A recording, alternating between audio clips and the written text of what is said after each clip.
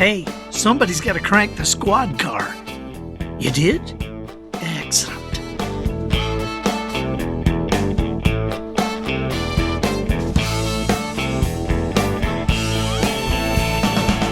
Good morning, afternoon, or evening. You are listening to the Professional Noticer. Creating measurable results for people like you and families like yours. I am the Professional Noticer. Car 54, where are you? Hello, everyone. I'm Andy Andrews. Hey, thank you for making me a part of your week. Well, our topics obviously vary wildly at times. It's because the things that you care about most are often greatly affected by the things you care about least. So we cover the wide spectrum. We're going to field questions about business and spiritual issues and popular culture. And we'll attempt to answer conundrums like, if a parsley farmer is sued, can they garnish his wages? My purpose here today and with every show we do is to play the part of a best friend or a coach. I want to help you live the life you would live if all your toughest questions were answered. The Professional Noticer is sponsored this week by our friends at Tucker ATV.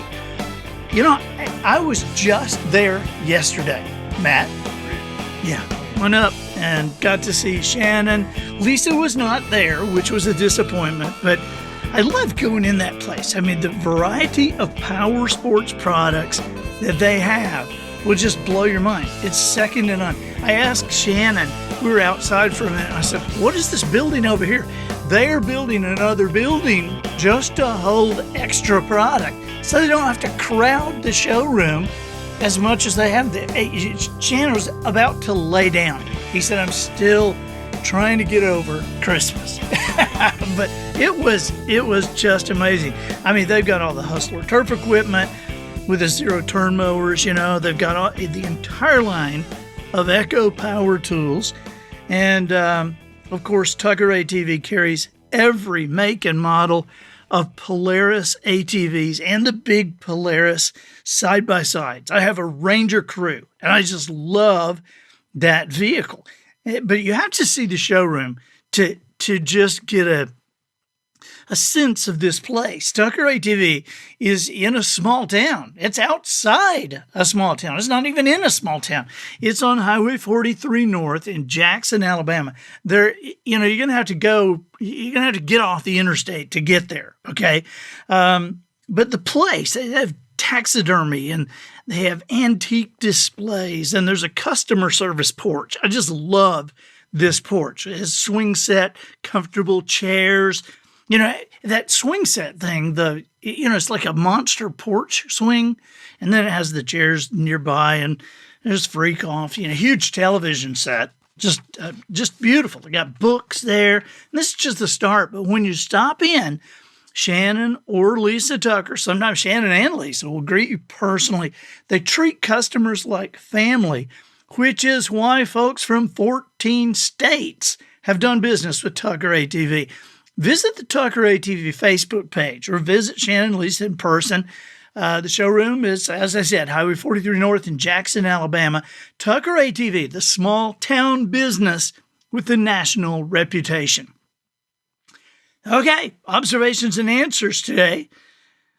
You provide the questions, and we need your questions, okay? 1-800-726-ANDY and extension 1 as the Professional Noticer. Whatever question you have, whatever you're dealing with in your life, come on, share it with us. And we would love for you to say your name and the state that you're from, but if you would rather not, you don't have to, okay? But questions are a critical component, not only of this show, but of the person that you and I aspire to become. Nobody should be embarrassed to ask a question, right? I mean, the person who never asks a question, they either know everything or they know nothing, and we know probably what they know. All right, so right now, we have a question from Marty. He's from Colorado. Let's listen. Andy, hi. My name is Marty. I'm calling from Denver, Colorado. I'm 45 years old. single guy, and calling to ask about a career change that I'm going through, where I have had several sales jobs over the last 20 years, and I've had some good successes, but nothing that has truly been lasting. And I feel now that the sales career may not be for me anymore. I think I recognize that it may not be where I should have been to begin with, but the big question is what's next? I really do want to find something that is going to give me the stability and the earning opportunity that I need, not only to have a retirement at some point, but ultimately a family and the stability, the financial success that requires. The challenge for me is I don't know exactly where or how to identify the career path that is going to be ideal from a standpoint of my strengths, my beliefs, my passions. And I'm looking for some advice, some insight about any path or resources that will be a good fit so I can really kind of live my life to the highest level. Since I'm 45 years old, I'm already playing the back nine on the golf course of life. So I do feel a lot of pressure to make the best choices. I fear that I won't get many more chances. So again, my question for you is, what can I do to be able to get the clarity and vision to know which career is truly right for me? I'm willing to receive recommendations on career assessment tools, career counselors, whatever it is you'd have to suggest. I appreciate any insight, and I look forward to hearing from you. Thank you so much. Marty. Hey, you came to the right place, man. Thank you for the question. And I'm fired up. I wish I could just like throw it all at you at once, but it's going to take a few minutes. Your pressing question is what's next, right? I mean, that's what he said. Your pressing question is what's next. I agree. But I think there is a better question, a deeper question. I think that you're asking what's next because there's always been something next. I mean, I don't know that you want to ask what's next. You've done that. And now you're tired of doing things over and over and over again. So maybe a better question would be what's real? You know, what's the thing? And you know, you say, I heard you say that, and that might be an easy question to answer, at least for those who have had a clear career path. Matt, have you had, you're not that old, but have you had a clear career path? Yeah, you haven't? I haven't either. In fact, I don't know.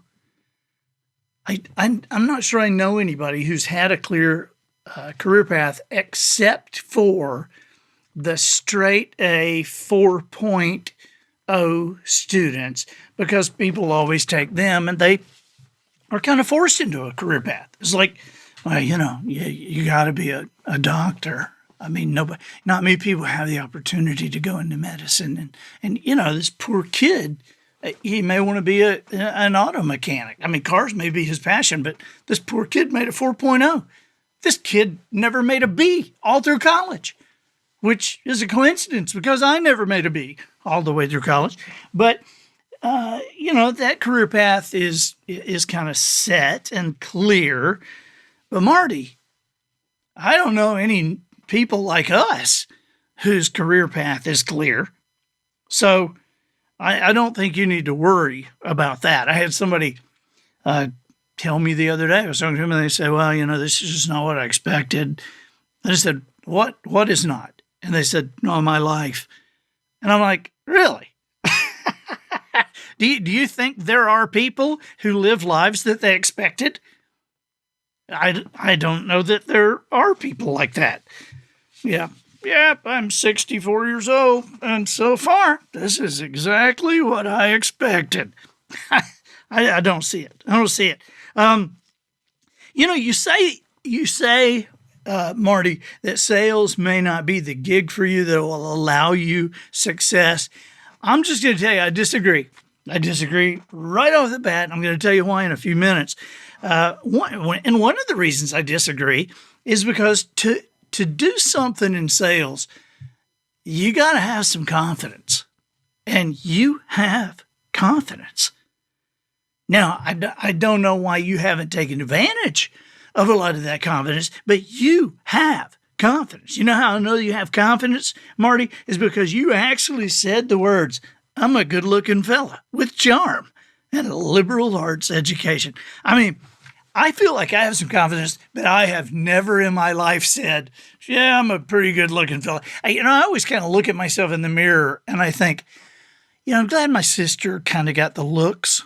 Okay, because I know that guys can kind of get by on charm if they have to. And I'm not Igor or anything, but I look at myself in the mirror and I know I'm a good solid 6. On a scale of 1 to 10, I'm a good solid 6. And I can make up for some of that deficit with a little bit of charm. And sometimes if I wear what my wife lays out and I, have combed my hair like she wants me to comb my hair, I can look in the mirror and I can think, well, I'm kind of almost there. I'm almost a 7. But dude, you say you're a good-looking fellow with charm and a liberal arts education.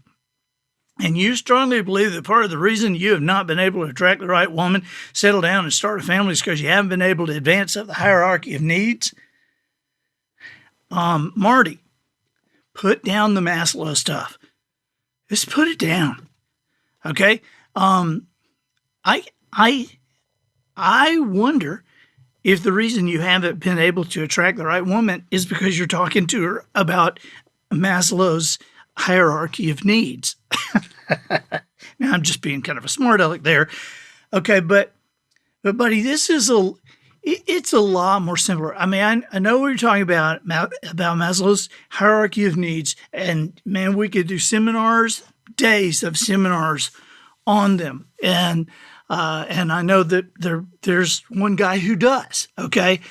But you, at this point in your life, I feel like need to understand that the answer for you is a lot simpler than your thinking. In fact, it is your thinking about yourself and what you do that's kind of screwing you up. Marty, you ask, and I'm not trying to be rude to you. I want to get on to you in like a little brother way.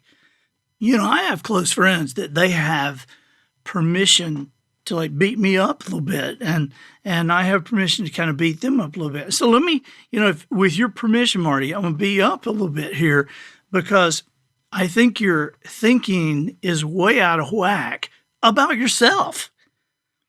Okay?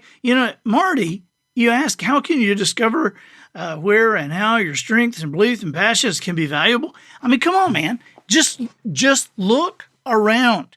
What is it that you do that when you do it, people smile? What is it that you do that when you do it, people want to see you do it again? How is it that you act that when you act that way, people want to be around? Marty, sit down and write down your 3 top passions, okay, your 3 top strengths as a person, but especially your passions. If you were to wake up one morning and money were no longer an object in society, I'm not saying that you didn't think about it. I'm saying money didn't exist. It wasn't even a measure of opportunity. If you woke up that day and with money no longer a part of our society, people could just live like they wanted to, and they could eat whatever they wanted to and drive whatever they wanted to. So here's what I'm saying. What would you do every day? The money's there. You ain't got to go to work. You can do whatever you want to do. What do you do?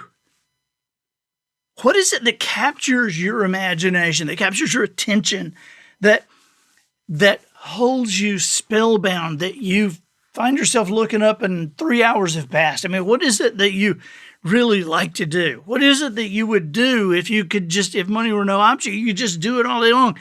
And listen to me, don't say to me, well, I would say that, but I can't make any money with that. Don't say that. That's not part of the question. The question is, what would you do? If you could do anything you want, just do it all day long. You ain't got to worry about money. Money's not even a part of anything. What would you do? All right, so here's the second question. Once you determine what you would do, the second part of the question is kind of what you asked. The second part of the question is, who sees a value in that? How does what you do, what you're doing every day, how is that valuable for somebody else? Now I got to tell you, this is a more difficult question to answer. Okay, because again, I'm not saying how do you get a job doing it? I'm not saying that. I'm saying what that passion is, where is the value in that for other people? How can you find a value in that for other people? Because I am convinced, Marty, that everybody could start their own business if they wanted to, man, and make it a huge success. The world we live in today, are you kidding me? I mean, it's shameful to hear about people that can't find a job. And I'm like, hey, forget getting a job. Start your own business. What would you do every day if money were no measure of anything? What would you do every day? Okay, so when you figure out what you do every day, how can you create value for other people with that? I'm not saying how you get a job. I'm saying, how do you create value? Because, and it's a tougher question to answer, but Marty, when you figure out how to create value with what you do, you will never lack for money. You will never lack for work. And stop being afraid that you're not going to get many more chances. You're going to make your own chances, Marty. So, I said a little while ago that I thought I did not agree with you that you were, not a sales-oriented person. I think that you are, and I believe that you need to be, because we're all kind of in sales. I mean, we're all selling something. We're all, want to sell an opinion. We want to sell a belief system. We want to sell ourselves. And I feel like you've gotten a little down on yourself about how you sell yourself. But I think part of that is because, and here's what I'm going to kind of get on to you about. You've said 20 years pursuing financial stability, and when you've had some success, several things have knocked me down. Like the tech bubble burst and the real estate financial crisis. Those knocked you down. All right, Marty, listen to me. They did not. Man, I'm so sorry to have to break the news to you. After the tech bubble burst, it's 2019. You spent 18 years thinking that knocked you down. The real estate financial crisis, what was that, 2008? Marty, you spent 11 years thinking that those things knocked you down, caused you to find new avenues of making a living. Marty, the biggest lies we can believe that change who we are is a lie to ourselves. And dude, let me tell you something. Those did not knock you down. See, and I can,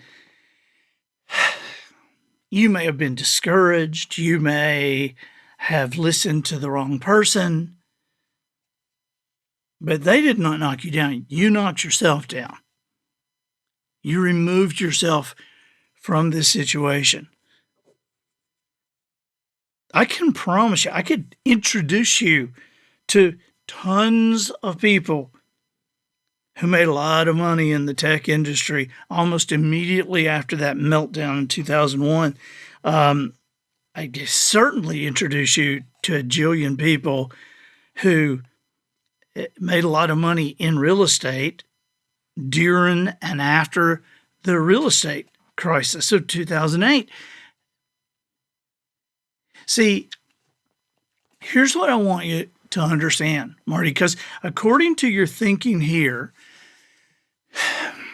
you would be a person who would tell me, well, the recession caused us to, because that was kind of in there too, wasn't it?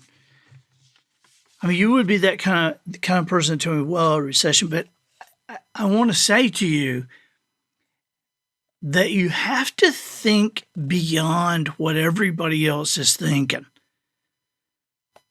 You know, I'm not saying you're crazy or dumb or anything for saying that these things knocked you down. That's what most people would think. That is what most people think.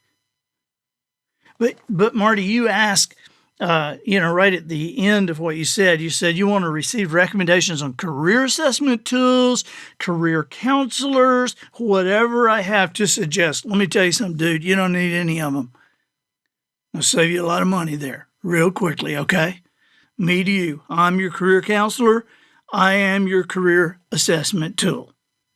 If somebody say, what career assessment tool do you use? You say, I use the professional noticer.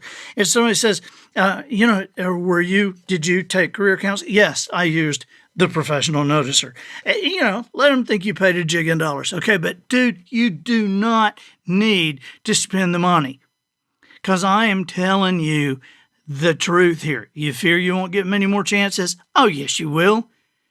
I want you to understand the truth. I want you to think below a recession.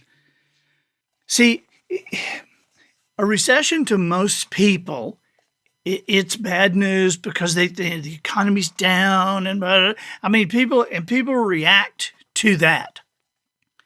But in reality, the truth is that the recession is a dot on the graph. That's a recession. I mean, how many days do you watch the news and the guy goes, well, it looks like, the so-and-so index, and it looks like America might be headed for, and then, next week America looks like it's headed for, and then finally there's a day when they say, well, America is officially in a recession. Really? Who decides that? Where is that dot on the graph? I mean, somebody's got to be really good at math to figure that out. But I'm not great at math, and I just refuse to participate. You need to refuse to participate. You think, no, wait a minute, what do you mean? Listen, this is a thinking problem or a thinking issue. If I stood in front of 1,000 people, Marty, and I said, how many of you have bad doctors? Anybody got a bad doctor?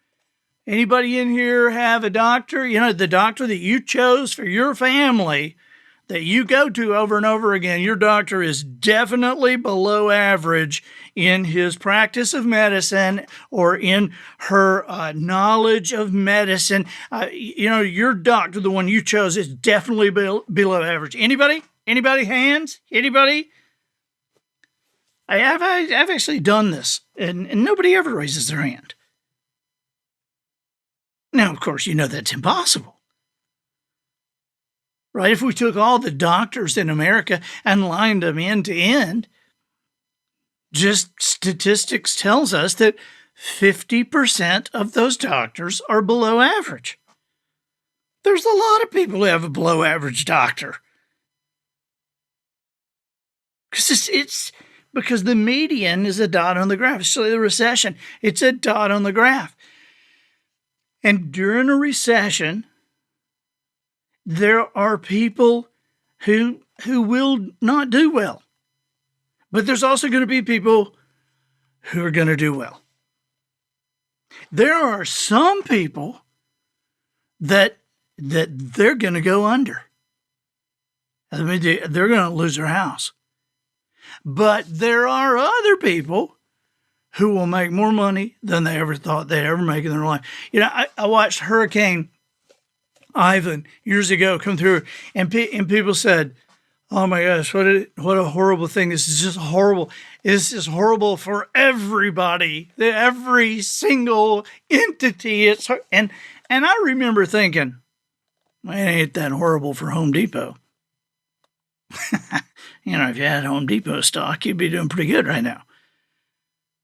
And over the next several years, I watched roofers make more money than they ever thought they'd make in their lives. Wasn't bad for roofers. Landscape people, oh my gosh, there were businesses created, landscape people. It was incredible. So much money made.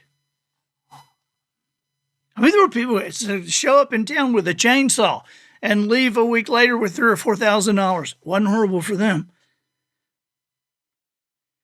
Anytime you see something horrible, there's another side of it. The Great Depression, we talk about the Great Depression, and the only thing anybody thinks about is people diving out of windows on Wall Street. Well, that's true. That happened, okay? But nobody ever says that during the Great Depression was the one time in Western civilization that more families created wealth that has lasted to this day than any other time. So how you see your situation, Marty, is huge. Now, I said that you have a future in sales. And one of the reasons I know that is because you have sold yourself so well on the fact that you don't know what you're doing. You've sold yourself so well on the fact that, because you don't know Maslow's hierarchy, or you haven't moved along like you should. You've sold yourself so well that's why you haven't met the woman of your dreams. You are an incredible salesman, my friend. But just like the car salesman who's got to decide, am I going to sell good cars with great guarantees, or am I going to go down the street and I'm going to sell lemons? I'm going to sell trash. I'm going to lie to people. You got to decide what the truth is, and then how much of it you're going to allow yourself to wrap your life around. Okay, Marty. I'm excited for you. Good things coming. Okay? I'm Andy Andrews, the professional noticer. And I think that'll do it for this week. Get us out of here, Matthew.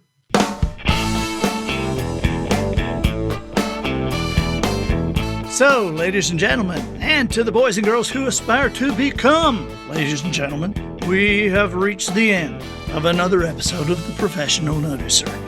In a world where common sense has become a superpower, I'm harnessing the tiny bit of mental energy I have for you, seeking wisdom, making observations, and endeavoring to answer tough questions in a way that will empower your family and your business. I'm Andy Andrews. Until next week, smile while you talk, shake hands with the kids you meet. Make sure you have an answer to the question, if a tree fell on a mime in the forest, would he make a sound? Would anybody care? And so, until next week, goodbye.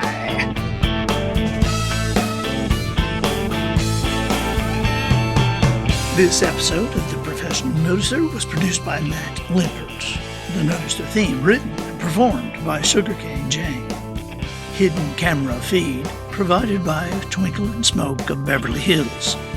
Additional financial consideration provided by cheapmedicalcare.edu. Do you want to save money on everyday medical bills? Tired of heading to emergent care for every bump or bruise?